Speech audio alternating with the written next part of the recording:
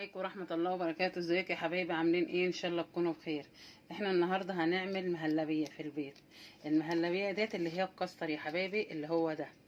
دي علبة كاستر، وفيه منه اكياس برضو بيتباع اكياس، ودي علبة اللي هي بتبقى على بعضها كده. دول هقول لكم الطريقة ايه. دول 3 كوبايات لبن، اللي هما كوباية العصير. الكوباية دي، دول 3 كوبايات لبن، وحط عليهم كوباية مية، وحط عليهم كيسين فانيليا، و6 معالق بالمعلقه الكبيره 6 معالق سكر. وكده ندوبهم في بعض واخليهم تبدا تغلي معايا. وبعد ما تبدا تغلي معايا اجي حاطه كوبايه ميه معايا كده يا حبايبي. اللبن بدا يغلي معايا زي ما انتم شايفين كده. كده اللبن بدا يغلي، وانزل بقى بالكاستر بتاعي. انا حاطه كده زي ما قلت لكم 4 معالق، ولو حسيت ان محتاج تاني هزود، مش محتاج تاني خلاص. المهم ان انا اظبط السمك بتاعي معايا كده.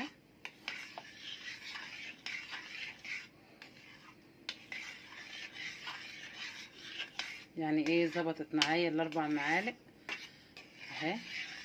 عشان هي بتجمد يا حبايبي، اول ما بتبدا تبرد بتجمد عن كده، ما بتبقاش كده. يعني انا المفروض انزلها كده علشان اول ما تبدا تبرد معايا بتجمد زي ما حضراتكم شايفين كده. كده دي خلصت معايا. عملت المهلبيه، هوريكم برضو لما احطها في الاطباق بتاعتي هتعمل كام طبق. وده السمك بتاعي اهو.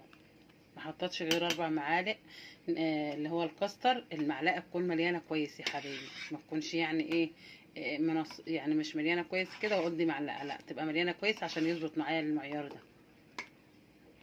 تبدا تغلي كده يا حبايبي معايا، اجي طفي عليها على طول، ما خليهاش تغلي اكتر من كده. اول ما تبدا تغلي معايا كده اول غلوه اجي طفي على طول. وكده هبدا اعبيها بقى في الاطباق بتاعتي وهوريكم الشكل بتاعها. كده يا حبايبي انا عبيت المهلبيه بتاعتي في الاطباق زي ما حضراتكم شايفين كده.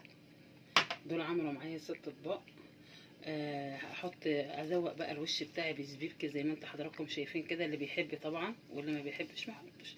زبيب وجوز الهند كده زي ما حضراتكم شايفين كده،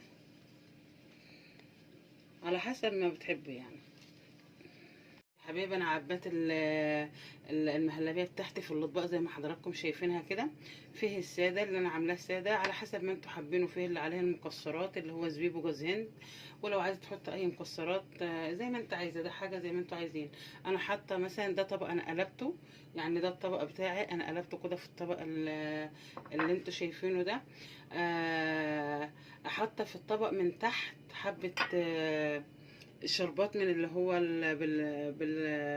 بالرمان ده. ولو انتوا مثلا عندكم مثلا مش عايزين تحطوا فيه مثلا برضو الجيلي الاحمر ده، لو انتوا عايزين تعملوا الشكل ده كده اللي يبقى ايه اصفر من فوق واحمر طبق فيه من تحت احمر زي كده. بتحطي في حبه يعني عصير من ده في الطبق، وتيجي غرفه بعد كده المهلبيه بتاعتك وحطها. لما انتش عايزه تحطي شربات بتحطي جيلي عادي. لو انت عايزه برضو اللون ده زي ما بقول لكم كده، انا بقول لكم لو انتوا عايزين اللون يبقى معاكم احمر مع اصفر كده بتحطي حبه جيلي ناشفين كده، وتغرفي برضو عليها المهلبيه بتاعتك، تحطها في الطبق زي ما انتوا شايفيني كده حطوها.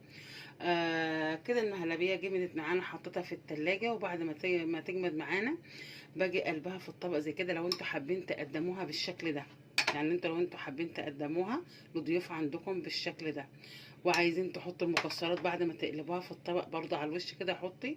ما انتش حابين يعني مش مشكله يعني. وزي ما انتوا حضراتكم شايفين كده شكلها جميل وروعه. لو عملتوها بنفس الطريقه دي هتعجبكم جدا جدا. هتعملوها وتاكلوها بالف هنا وشفا.